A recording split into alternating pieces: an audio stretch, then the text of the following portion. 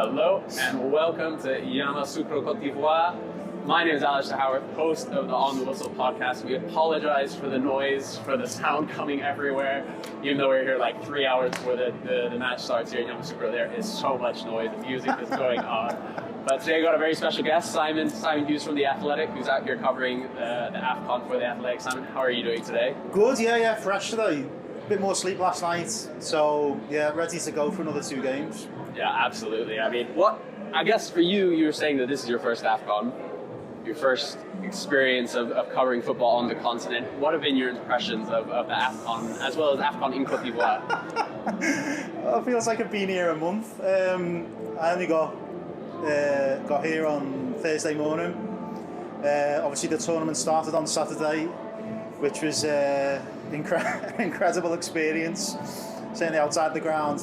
You know, yesterday it sort of felt like, you know, obviously with the opening ceremony and everything else, there was a lot of tension and energy around. Yesterday it felt a bit more about the football, and I thought, you know, the 2 games were really good yesterday. Lots of excitement, lots of subplots. Yeah.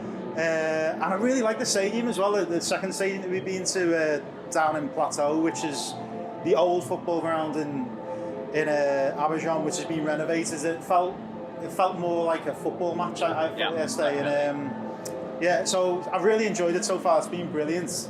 I'm really looking forward to the games today because I think you know, there's a lot of stories in these games. I think potentially you know, different styles, and let's hope it's as good as yesterday. Yeah, absolutely. I think one of the things I've enjoyed about this tournament is like experiencing different footballing cultures, because across the continent we have so many varied ones. You know, like North Africa, you have your kind of passionate, ultras-led, kind of real deep, kind of historic fan groups, and then, you know, so it's intense atmospheres, there's flares everywhere. And then you have others like Tanzania, or, you know, more in like Zambia, Sub-Saharan Africa, where, you know, it's not as coordinated fans, but there's just noise, walls and walls of noise. Whereas here, it feels, I guess, because like there's no clubs, aside from ASEC Mimosa, that have kind of been established and are doing really well, and the club scene isn't as established here. It almost feels like a party, like a kind of festival atmosphere. I felt that in the first game, you know, like the fans were just there for a good time. Well, the support for Ivory Coast is incredible. I mean, every single person that I've met so far and spoken to is of the attitude is that Ivory Coast are going to win this tournament. It's like there's no even doubt about question. it. Yeah. There's no doubt about it. So on the basis of that confidence, I suppose you're going to be quite excited. Yeah. I mean, I draw back to the approach to the stadium on the opening day, and I've never experienced anything like that before. It was.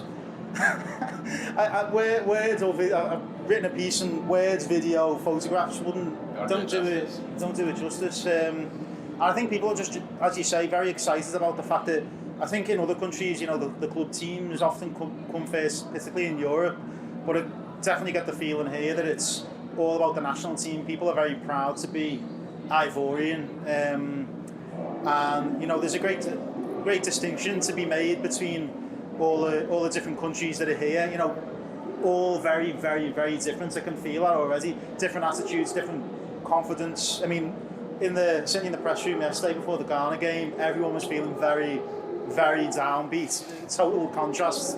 You know, it was like speaking to English people ahead of a World Cup when everyone was feeling like, you know, it's not going to go great. But that said, I would say inside the stadium, the terraces, the Ghanaians really made a noise despite the concerns, and were there in bigger numbers. I mean, it's a bordering country, so I suppose that is that maybe explains that to some extent. But yeah, they're under real pressure now. So yeah, I can't wait for the next game against Egypt, because, you know, someone's going to be very disappointed at the end of it, I think. Yeah, and let's talk about those games, because obviously we're speaking after the second match, the second day of matches, and we saw yesterday.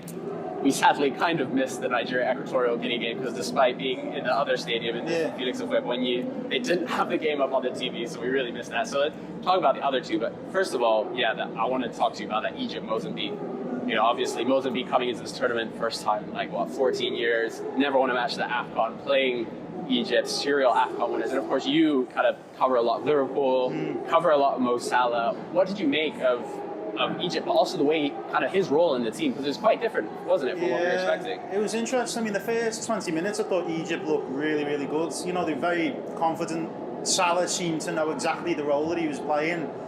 But they got a really early goal, which sort of inspired that confidence, I guess. But I'd almost sort of, after 20 minutes, it was a little bit too easy for them, I felt. And then gradually, Mozambique sort of grew in confidence and scored 2 really quick goals in the second half. And played really, really well the second half, unlucky not to win the game.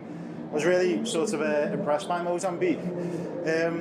Salah was at Liverpool. Salah's role has changed a lot over the last couple of years. From when he first when he first signed for the club, he was playing on the right wing, using his pace to beat everybody. Yeah. Now, he sort of moves less and sort of picks his positions a lot more and tries to bring other people into the game. And I thought that the coach tried to capitalise on that sort of new role quite cleverly. I think it could work as the tournament goes on. You're sort of playing as a second striker to the right of the attack, but not on the wing, and was getting a lot of space. And if he can play that way, and providing other teams don't stop them from playing that way, they could get a lot of joy, I think. But it was very interesting to see that as the game went on and Egypt were getting more and more desperate, he just chucked a load of strikers on. Salah went out to the right, started putting loads of balls into the box, which, to be fair, you can't criticise the coach for doing that, because we were saying in the car before, I think it wore the Mozambique players down a lot, and it led to the mistake that went to that gave the penalty. So it did work. So yeah, really interesting to watch Egypt. They were more expansive than I expected them to be as well. Albeit I wouldn't say they were necessarily impressive given the way that they performed in the second half, but you can see it might just work. It might just work. The big teams always start slowly, really, in tournaments, and I think it could be the jolt forward a little bit that they need. This is a really tough tournament to win. I'm sure they know that already. But Salah obviously was there when Egypt needed him and scored a great penalty. There's no better penalty than hitting it in off the post and then hit the post, go the other side of the goal. Yeah. But he didn't really celebrate, did he? No. He's a bit subdued, I think. Obviously, he won't be happy with the outcome of that match. Yeah, and I remember you saying that when you saw the team before the match, they all look quite tense, quite nervous. Like it doesn't look like they're having fun. At this tournament. Well, I don't want to be accused. I don't want to exaggerate, because I suppose before every game players become very focused. But I managed to smuggle my way into the Egypt hotel, and they were all the players were just there in the lobby ahead of a team meeting about 4 hours before the game, and I'd been in one of the other national team hotels earlier on the day. It was just very relaxed, really. Everybody was sort of mingling. Egypt, it just felt a bit more business-like, and one or two of the players were playing table football to try and relax, but Salah seemed very focused. So they're here to win it. There's no doubt about it. Salah, it's the one thing that's not on his CV, and he knows that he will know that if he does not win this competition, it'll be the thing that people will say forever. Yeah, there's a but at the end of his career, which knowing how determined he is to win everything, he won't be able to accept that. Which is also outrageous, because he's unbelievable career at Liverpool, and for Egypt he's taken them to 2 finals, took them to their first World Cup in decades. He's done so much, but they're still and we were even saying this during the game, it's almost still a sense that he's not fully appreciated. He's a bit underrated, whether it's his creativity or what he's brought. But I want to move on to the next game, because Egypt almost completely failed, almost had the biggest upset in probably AFCON history, given that Mozambique had never won a game. But another big team that did manage to do one better than Egypt was Ghana. What did you make, first of all, of the Ghana? Obviously, I'm sure you've had an eye on it, mainly because Chris Hughton and kind of his being in the Premier League. What did you make of the Black Stars? Wasn't a great performance? It went great, yeah. As I said, a lot of the talk before the tournament has been very negative around Ghana, and you can see why. I was in the team hotel before the game, but they seemed quite relaxed, to be fair. Not as relaxed as the Nigerians were. Remarkably relaxed, given the pressure that they're under, which I would say is greater than Ghana, because there's more of an expectation that they could do well, because they do have very, very talented players, whereas there's just no expectation with Ghana unless Mohamed Kudus somehow inspires the whole team to have an amazing tournament. But yeah, I must confess, I didn't see all of the game yesterday. after the game I was having to file some work, and I went back to the area of Abidjan that I was staying in and watched the second half on the TV. Yeah. I mean, Cape Verde deserved to win the game. Oh, brilliant. Lucky not to score more goals. Yeah. I mean, the one thing, I'm not massive on data, but there's one thing that you can't ignore, that if you've got one shot on target, which Ghana had, Not good enough. you're not going to have a great chance to win that game. So yeah, they're in real trouble, and I suspect, given the way, I think Egypt will see parts of the game yesterday where they can say, well, that was good. The way parts of the game where I think Ghana can point to, they looked a bit very disjointed, that you couldn't see many partnerships on the pitch, I thought. So yeah, obviously if they lose against Egypt, it's the end of the road. Yeah. And I want to talk very briefly about Cape Verde, because before the tournament we spoke to Pico Lopez, their Irish centre back, and he was telling us on the podcast, he was saying, like, look, last time we played a 3-4-3, really defensively rigid. And I know it's true, they weren't a great team to watch the AFCON. They did well to get out of the groups, but they weren't a great team. They weren't an exciting team to watch. And he said, look, we're back to playing Cabo Verdean football. We're going to be playing a 4-3-3. We're going to be playing expansive football. And I told him after the game, I said, man, I didn't believe you. They were brilliant. Some of the touches, Giovanni Cabral, even like Bebe, former Manchester United legend, obviously was, absolutely tore Dennis Adoy apart on that left wing. I want to get your sense of, someone who hasn't come across Cape Verde enough. Like, also given the sense that I looked it up, in Cape Verde's population, almost 600,000.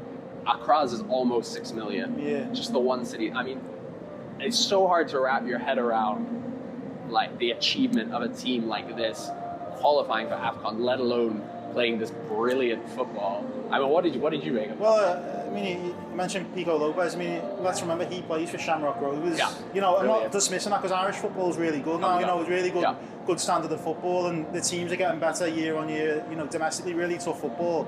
But he's coming up against international players who've been around a long time. So that's what you're measuring it against, really. So it was a shock, but it wasn't a shock in the context of Ghana's problems and the Cape Verde. You could see there's a buoyancy about them, that they feel confidence, and they're not feeling any pressure.